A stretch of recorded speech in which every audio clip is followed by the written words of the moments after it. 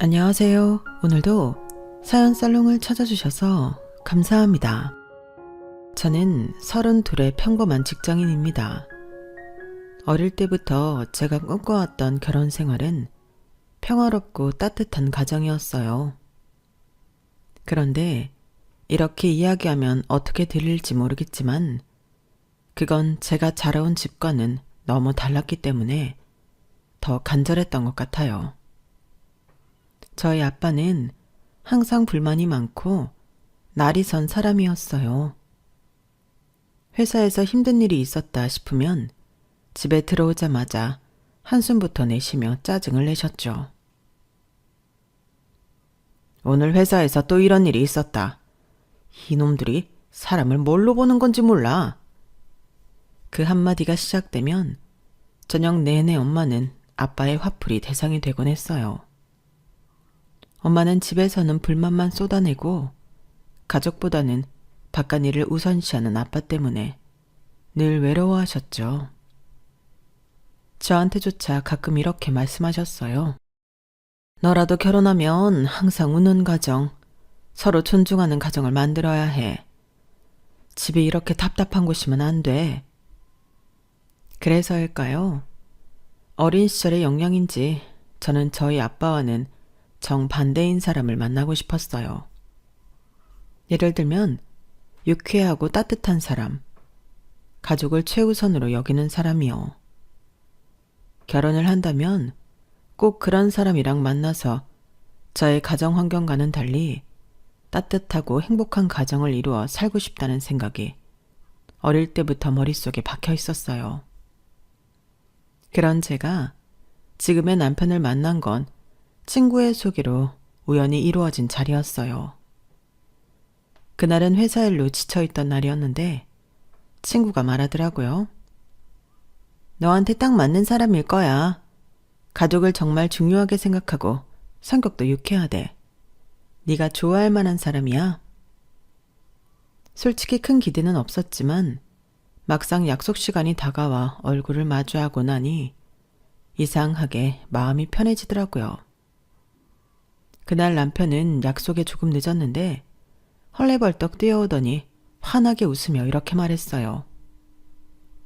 제가 좀 늦었죠? 대신 따뜻한 커피라도 드릴게요. 뛰다가 손이 얼어서 온기를 좀 나눠드리려고요. 초면임에도 너무 자연스러운 태도에 저도 모르게 피식 웃고 말았어요. 그리고 대화를 나누면서 알게 됐어요. 정말 긍정적이고 여유로운 사람이라는 걸요. 대화를 진지하게 들어주다가도 적절한 농담 한마디로 대화를 부드럽게 만드는 게 참 매력적이었죠. 연애를 시작하고 나서도 남편의 유쾌함과 따뜻함은 계속해서 제 마음을 사로잡았어요. 한 번은 제가 회사에서 너무 힘들다고 투덜댄 적이 있었거든요. 진짜 오늘 사직서 던지고 싶었어. 너무 스트레스야. 그랬더니 남편이 웃으며 이렇게 말했죠. 던지긴 왜 던져? 그러다 사장님 맞으면 큰일 나잖아.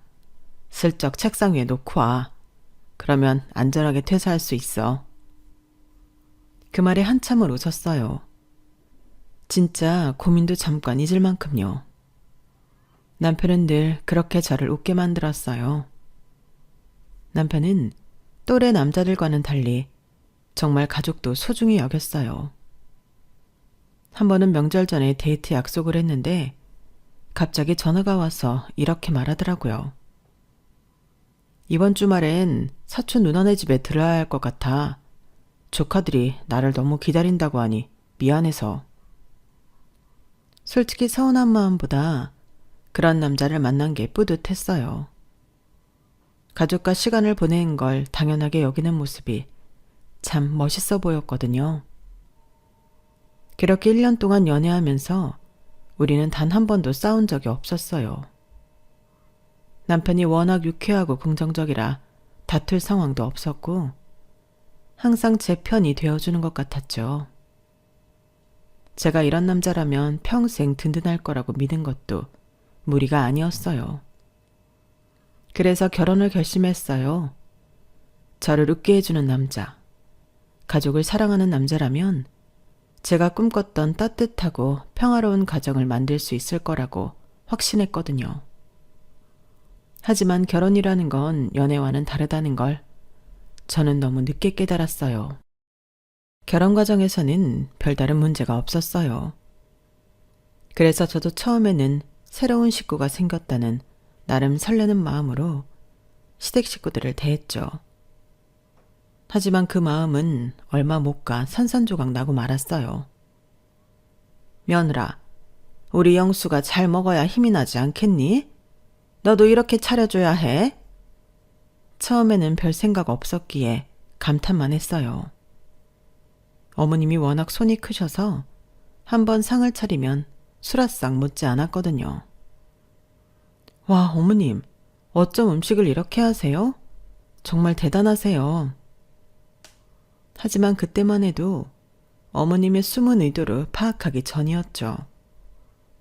결혼 후 시어머니의 밥상 사진은 하루도 빠지지 않고 제게 도착했어요.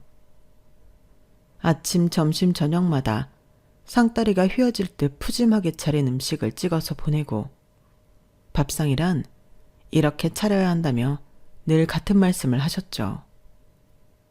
좀 부담스럽긴 했지만 초반에는 저도 웃으며 넘겼어요.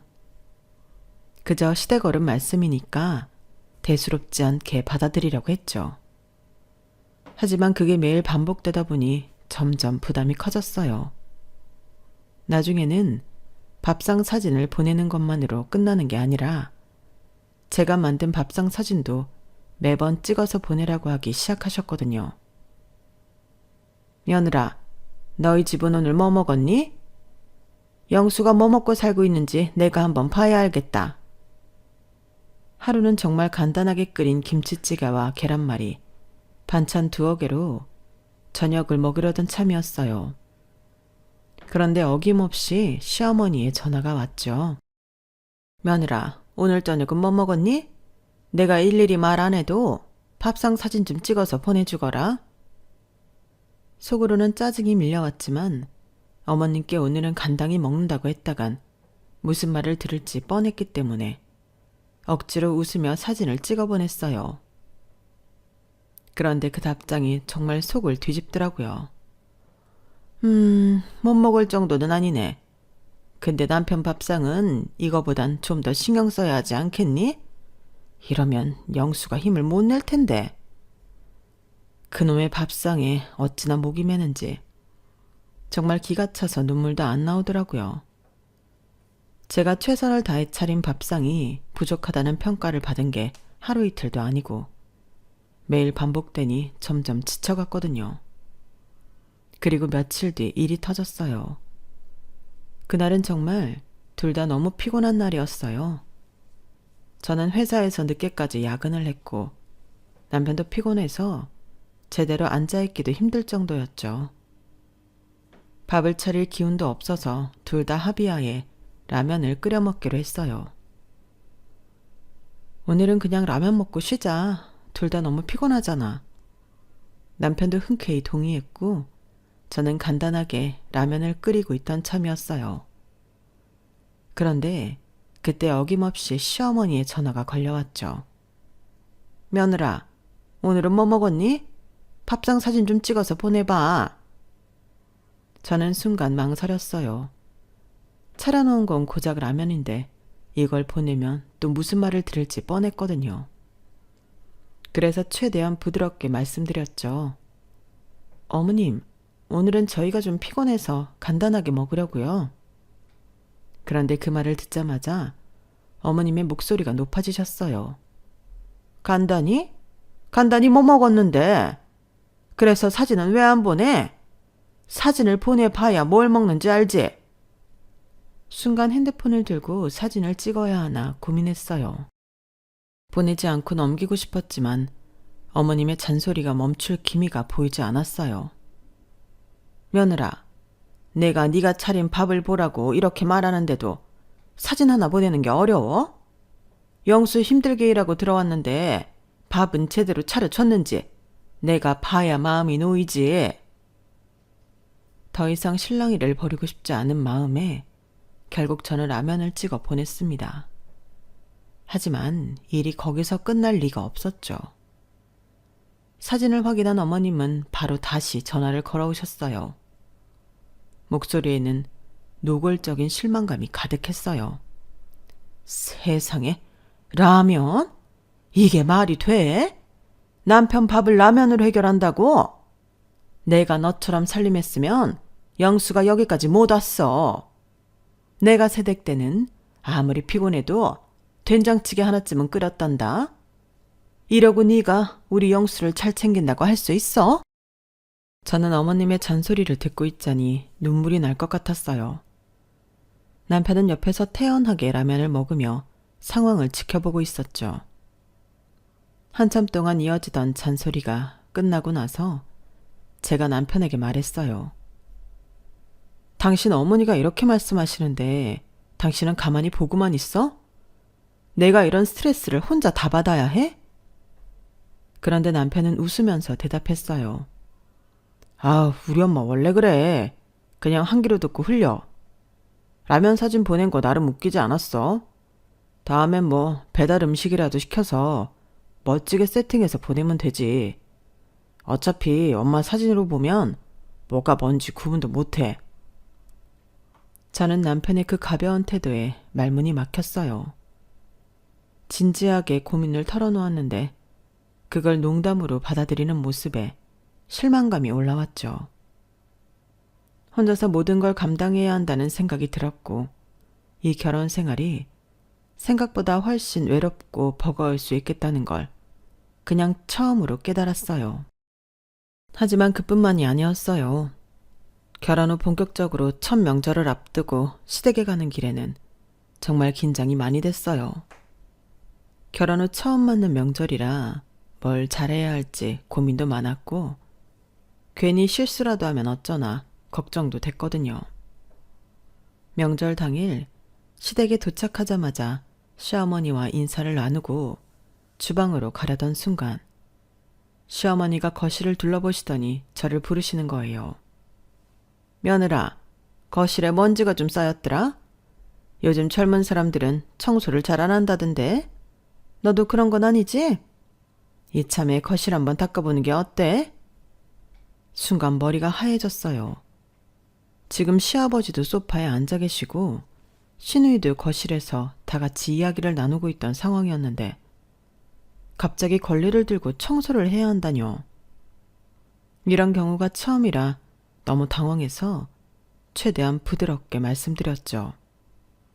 어머님, 지금 가족들 다 모여서 이야기 중이었는데 갑자기 제가 청소를 하면 분위기가 좀 그렇지 않을까요? 이따가 끝나고 제가 정리할게요. 그 말을 들은 순간 시아버지가 말을 보태셨어요. 아이고, 뭐 그런 걸 부끄러워하냐. 집안일이란 건 하면 할수록 늘고 또 이런 때 잘 보여야 며느리 점수 따는 거지.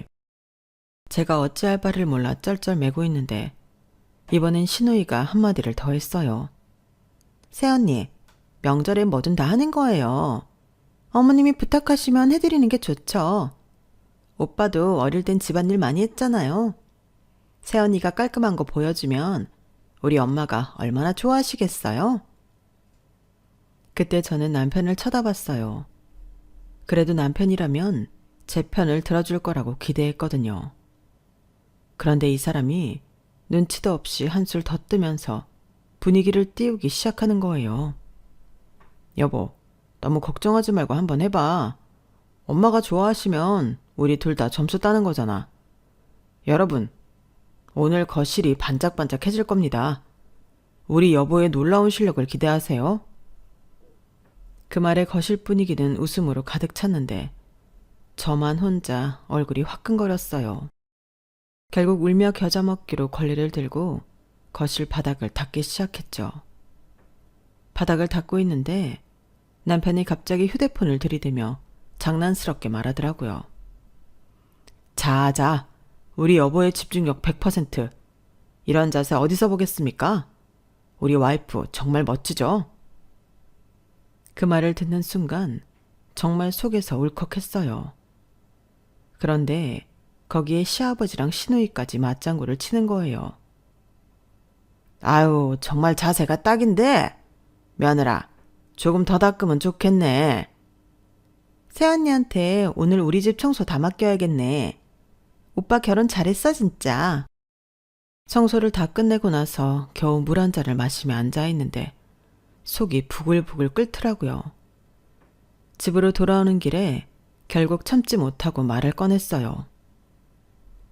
여보, 오늘 내가 얼마나 속상했는지 알아? 어머님이 그렇게 말씀하시는데 당신은 왜 장난만 치고 있었어? 그랬더니 남편이 뭐라고 했는지 아세요? 아유, 어머니도 그냥 재미로 하신 거잖아. 여보, 너무 진지하게 받아들이지 마. 우리 엄마 원래 좀 깔끔하잖아. 그리고 솔직히 여보, 오늘 청소하는 모습 되게 귀엽던데? 그 말을 듣는데 더 이상 할 말이 없더라고요. 내가 그렇게 화가 나 있고 창피했는데도 그걸 귀엽게 봤다뇨.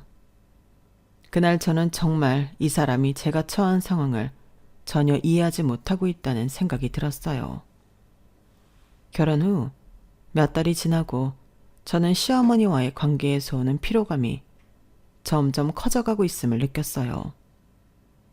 첫 명절의 거실 청소 사건도 잊을만 하면 떠올라 속이 답답했지만 그래도 남편이 여보, 어머니가 원래 조금 그러신 거 이제 다 알잖아. 너무 신경 쓰지 마. 라고 할 때마다 애써 마음을 다잡았죠. 그런데 정말 참기 힘든 일이 벌어졌어요. 어느 날 아침 시어머니에게서 전화가 걸려왔어요. 어머니의 밝은 목소리에 기분 좋게 전화를 받았는데 시작부터 이러시는 거예요. 며느라, 요즘 너희는 애 계획 언제쯤 하니? 갑작스러운 질문에 순간 말문이 막혔어요. 애 얘기는 남편이랑도 천천히 논의하고 싶었던 부분이었는데 시어머니가 갑자기 이걸 물으시니 좀 놀랐지만 조심스럽게 대답했어요. 어머님, 저희도 지금 계획 중인데 아직 구체적으로는. 하지만 제 말을 끝까지 들으시지도 않고 시어머니는 곧바로 말을 이어가셨어요. 며느라, 애는 너무 늦으면 안 돼. 특히 아들이 꼭 먼저 나와야 해. 우리 집 대가 끊기면 안 되잖아. 그 말에 저는 속이 턱 막히는 기분이었어요. 애를 언제 낳을지도 고민스러운데 갑자기 성별까지 정해놓으시다뇨. 그날은 억지로 웃으며 전화를 끊었지만 그 일이 계속 머릿속을 떠나질 않았어요. 그 이후부터 본격적으로 어머님의 이세에 대한 간섭이 시작됐어요. 며느라, 이제 슬슬 손주 소식 들려줘야 하는 거 아니니? 우리 집은 아들이 첫째로 태어나야 집안 기운이 좋거든. 요즘 젊은 사람들은 책임감이 없어서 큰일이야. 그런데 어느 순간부터 시아버지까지 맞장구를 치며 한마디씩 얹기 시작하시더라고요. 맞아, 맞아. 우리 집은 대대로 첫째는 아들로 이어왔어. 요즘 그런 건 의학적으로도 가능하다던데 노력 좀 해봐라. 심지어 시누이도 장난스럽게 덧붙였죠. 새언니, 원래 우리 집은 첫째는 무조건 아들이어야 해요. 그러니까 잘해봐요. 순간 모든 시선이 제게 쏠리는 느낌이었어요. 가족들이 농담처럼 웃으며 이야기를 나누는 와중에 저는 혼자 속이 부글부글 끓었죠. 남편이라도 나서줄 거라고 기대했어요. 그런데 그건 제 희망사항일 뿐이었어요. 시댁 분위기나 열심히 맞추더라고요. 여보, 어머니 말씀처럼 첫째는 아들이면 더 좋긴 하지. 아들 낳으면 우리 어머니가 더 좋아하실 텐데. 안 그래요? 그 말을 듣는 순간 보자 하니 정말 참을 수가 없었어요. 당신 지금 무슨 말을 하는 거야? 저도 모르게 목소리가 높아졌고 거실이 갑자기 조용해졌어요. 저는 스트레스에 손까지 떨며 말을 이어갔어요. 애가 언제 태어나든 아들이든 딸이든 우리가 알아서 할 문제잖아. 왜 어머님이랑 가족들 앞에서 이런 얘기를 해? 나한텐 부담될 건 생각도 안 해? 하지만 남편은 여전히 웃으며 장난스럽게 대답했어요. 아우, 여보, 너무 예민하게 굴지 마. 우리 엄마가 그냥 재미로 하신 말씀이잖아. 다들 농담으로 하는 얘긴데 뭘 그렇게 진지하게 받아들이고 그래. 그 순간 눈물이 차오르더군요. 시댁 식구 앞에서 이런 상황을 혼자 다 감당해야 한다는 게 너무나 참기 힘들었죠. 그 자리에서는 끝까지 아무 말도 못하고 참고 있었지만 집으로 돌아오는 길에 결국 터지고 말았어요. 여보, 오늘 정말 해도 해도 너무한 거 아니야? 어머님이 그렇게 말씀하시는 건 그렇다 쳐도 당신은 왜 거기서 같이 맞장구를 쳐? 그런데 남편은 여전히 제 마음을 헤아리지 못했어요. 아니, 어머니가 그냥 한 말이지. 그렇게 심각하게 받아들일 필요 없어.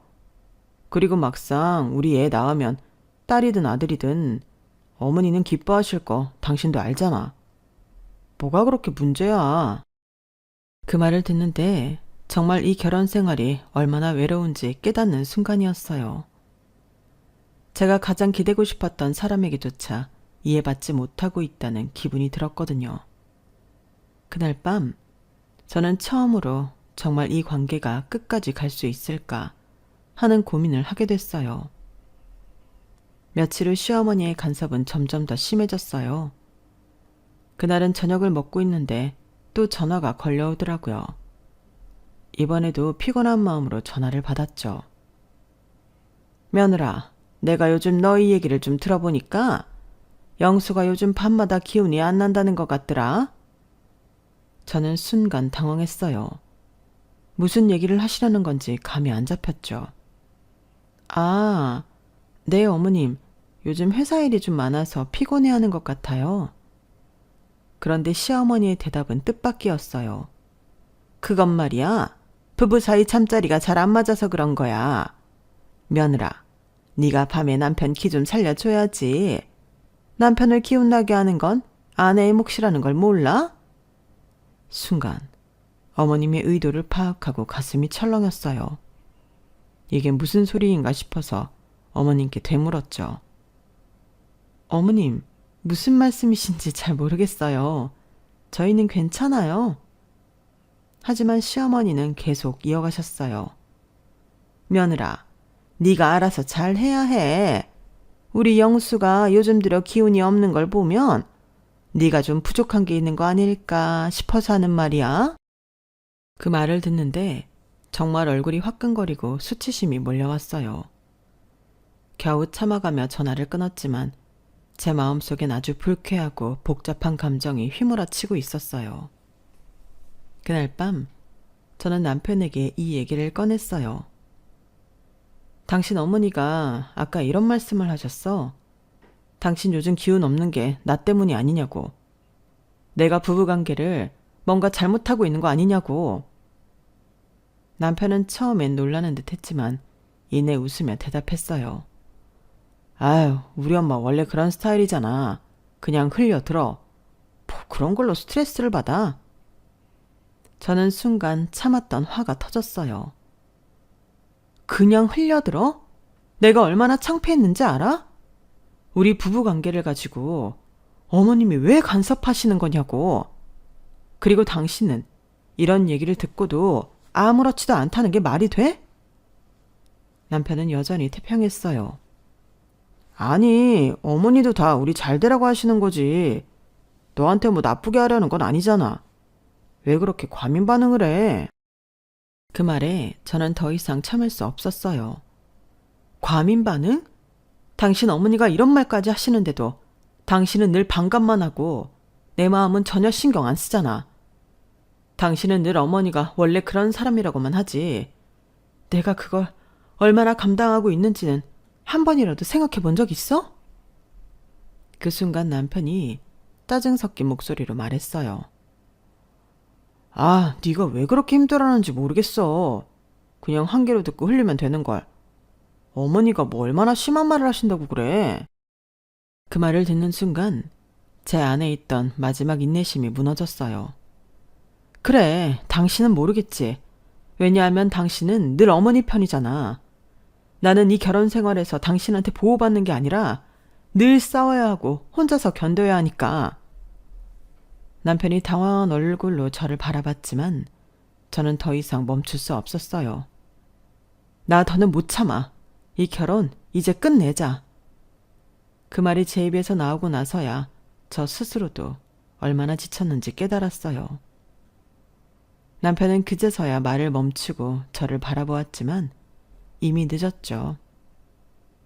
저는 이혼이라는 단어를 꺼내면서 이 결혼에서 내가 느껴온 외로움과 무력감을 모두 쏟아냈어요. 짐을 싸면서 처음으로 마음이 조금 가벼워지는 걸 느꼈어요. 이 결혼 생활은 나 혼자 끌어가고 있었고 이제는 그 짐을 내려놓아도 된다는 걸 깨달았거든요. 짐을 싸고 있는 제 모습을 보며 남편은 한참 방 안에 서성였어요. 뭔가 말을 꺼내려고 애쓰는 게 보였지만 결국 꺼낸 말은 한숨 섞인 한마디였어요. 여보, 정말 이렇게까지 해야 돼? 이혼이라니 너무 심한 거 아니야? 저는 그 말을 듣고 손을 멈추고 남편을 똑바로 바라봤어요. 심한 건 너야. 내가 이 집에서 얼마나 참아왔는데 당신이 정말 몰랐어? 아니면 알면서도 그냥 모른 척했던 거야? 지금 와서 그렇게 말하면 뭐가 달라져? 남편은 아무 말도 하지 못하고 고개를 떨궜어요. 저는 짐을 다 싸고 친정에 전화를 걸었어요. 울컥하는 마음에 애써 가라앉히며 겨우 목소리를 냈죠. 엄마, 나 더는 못 참겠어. 친정으로 가야겠어. 엄마는 한동안 말이 없으시더니 조용히 물으셨어요. 네가 고생이 많았지. 무슨 일이 있었는지 다 말 안 해도 안다. 짐 챙겨서 어서 와. 넌 혼자가 아니야. 엄마의 말에 가슴이 뜨거워지면서도 한편으로는 미안한 마음이 밀려왔어요. 그래서 떨리는 목소리로 말씀드렸어요. 엄마, 미안해. 결혼한다고 떠난 딸이 이혼한다고 다시 돌아가려니 너무 죄송해서. 그 말을 듣고 엄마는 단호하게 말씀하셨어요. 미안할 필요 없어. 넌 내 딸이야. 네가 어디서 어떤 일을 겪었든 내 집은 네 자리야. 아빠도 네 얘기 들으면 똑같이 말할 거다. 그때 아빠가 전화를 바꿔 받으셨어요. 누가 우리 딸을 그렇게 힘들게 한 건지 집에 와서 다 얘기해봐라. 네가 오겠다고 했으니까 그거면 됐다. 네 자리 준비해 놓을 테니까 얼른 와. 엄마와 아빠의 따뜻한 목소리에 짐을 챙기는 손길이 더 이상 무겁지 않았죠. 그런데 갑자기 현관문이 벌컥 열리더니 시어머니와 시아버지, 시누이가 들이닥치듯 들어왔어요.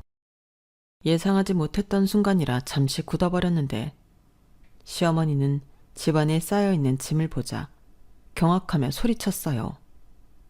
며느라, 이게 뭐야? 네가 진짜 이혼한다고 해서 이렇게 집을 나가겠다는 거야? 이혼도 그렇지. 애도 하나 없이 나가겠다는 게 말이 돼? 갈 거면 손주라도 낳고 떠나야지. 저는 그 말을 듣고 어이가 없어서 잠시 멈칫했지만 곧바로 다시 짐을 꾸리기 시작했어요. 그러자 시어머니는 저를 향해 더 크게 소리를 질렀어요. 야, 네가 우리 영수랑 결혼해서 이 집에 들어온 이상 책임을 다 하고 나가야 할 거 아니야. 지금 우리 집안 대를 끊겠다는 소리야 뭐야? 시아버지도 팔짱을 끼고 고개를 끄덕이며 거들었어요. 맞아, 맞아. 대를 잇는 건 정말 중요한 일이다. 그런데 이혼이라니. 네가 지금 이 집안에 해를 끼치고 있다는 걸 알고는 있냐? 가뜩이나 화나는 마당에 시누이까지 비꼬듯 웃으며 한마디를 던졌어요. 새언니, 솔직히 시댁 입장에서 아들 얘기 좀 할 수도 있지. 그게 뭐 잘못된 생각이에요?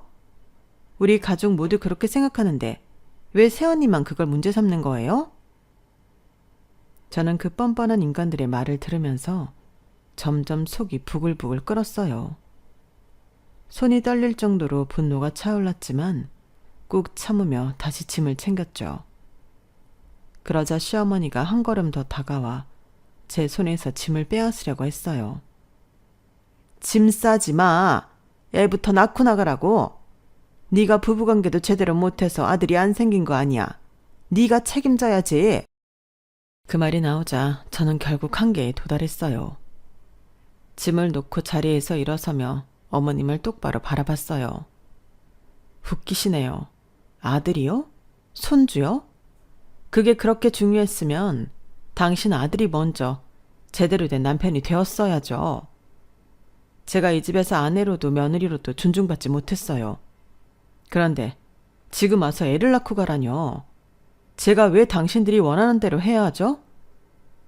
시어머니는 제 말을 듣고 더 격분하더니 뒷목을 잡고 소리를 질렀어요. 며느라, 네가 이런 태도니까 일이 이렇게 된 거야. 내가 얼마나 참았는지 네가 알아?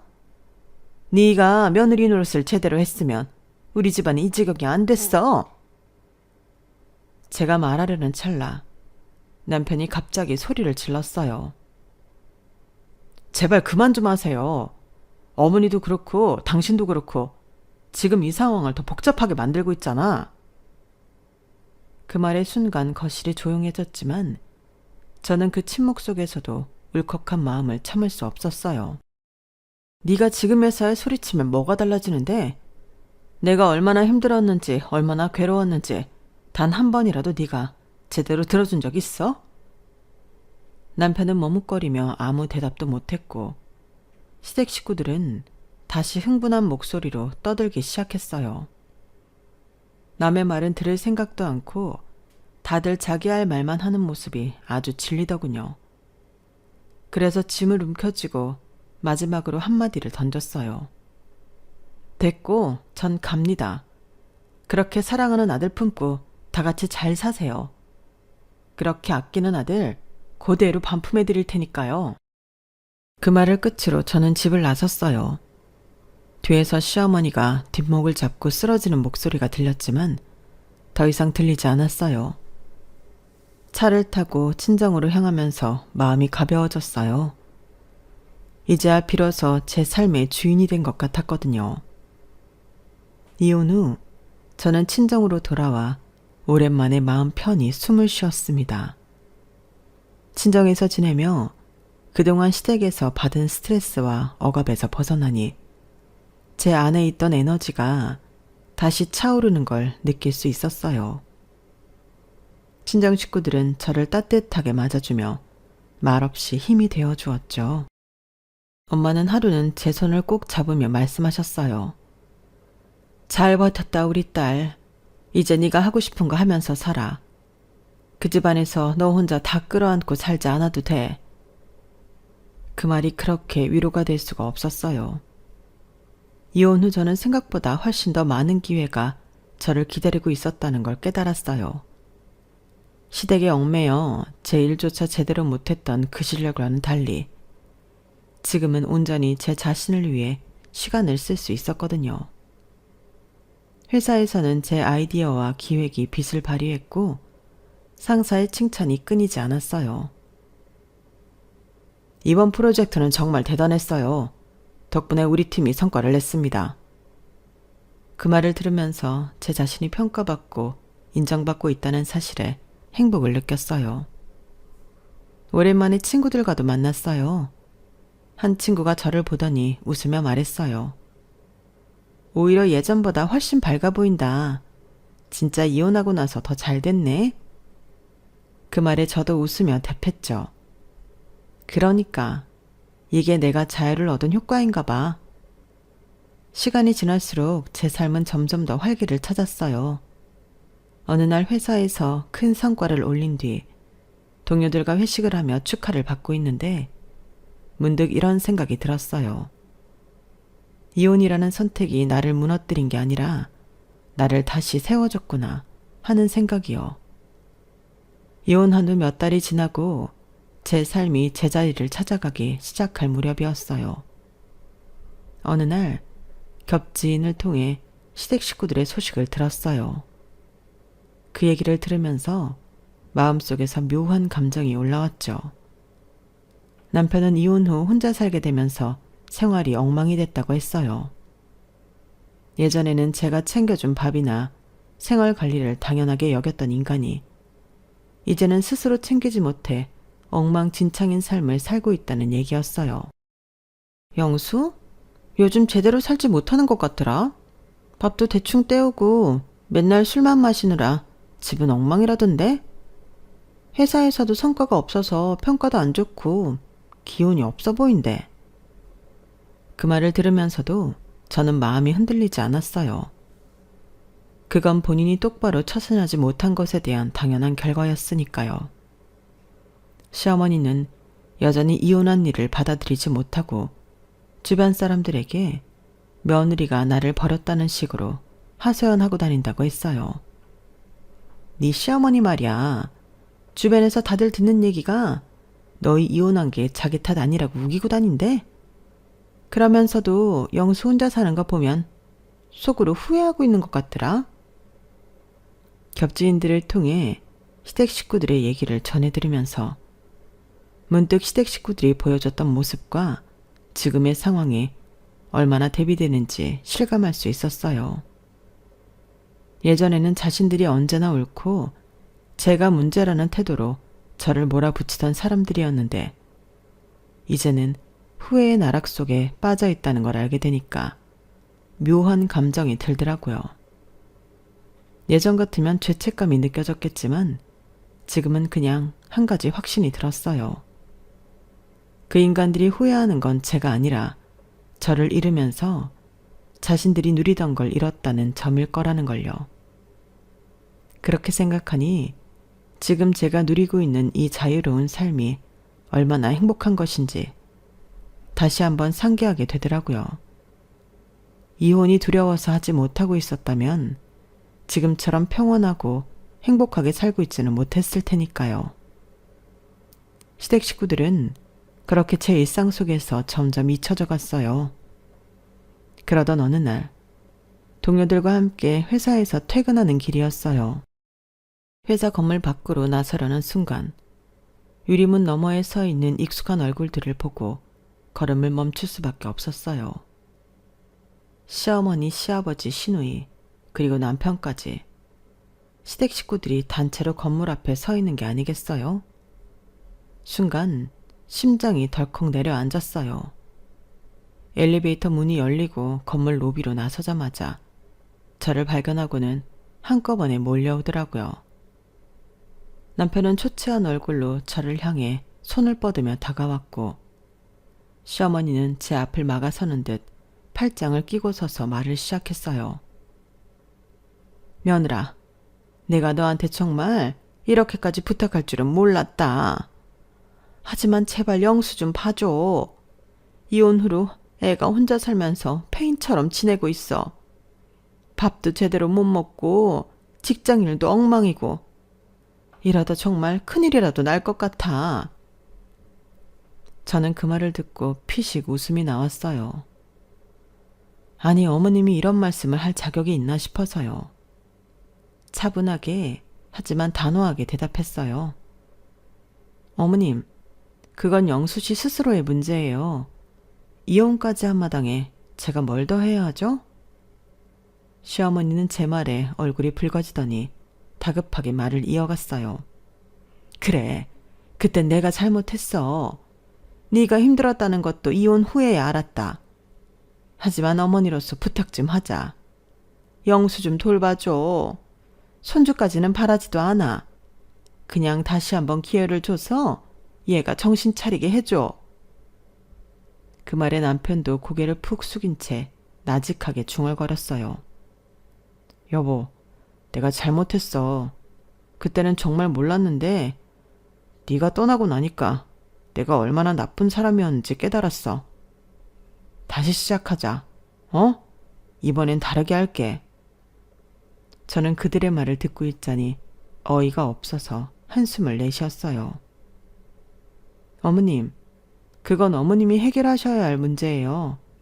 이건 영수 씨만 정신 차린다고 될 문제도 아니고요. 저한테 다시 기회를 달라고 하시기 전에 영수 씨가 스스로를 돌볼 수 있게 만드는 게 먼저 아닐까요? 그리고 저는 이제 제 삶을 살기로 했어요. 다시 돌아가는 일은 없을 거예요. 시어머니는 제 손을 붙잡으며 애원하듯 말했어요. 며느라, 네가 마지막으로 한 번만 도와줘. 내가 정말 너한테 이렇게까지 부탁하게 될 줄 몰랐는데 이번엔 정말 달라질 거야. 손주 얘기도 안 꺼낼게. 네가 원하는 대로 다 맞출 테니까. 그 순간 신우이가 끼어들며 비꼬는 말투로 덧붙였어요. 새언니, 이혼하고 잘 나가게 됐으니까 이제 우리 오빠는 깔끔하게 잊었다 이거예요? 그래도 한때 가족이었는데 혼자 힘든 사람 냅두고 그렇게 차갑게 구는 것도 너무한 거 아니에요? 그 말을 듣는 순간 울컥해서 더 이상 참을 수 없었어요. 똑바로 신우이를 쳐다보며 단호하게 대답했죠. 네가 그렇게 생각한다면 네 오빠를 네가 돌봐. 나는 이미 충분히 했어. 내가 그 집에서 얼마나 힘들었는지 알지도 못하면서 함부로 그런 말 하지 마. 그 와중에 주변을 지나던 사람들이 하나둘씩 상황을 쳐다보기 시작했고 건물 경비원이 다가왔어요.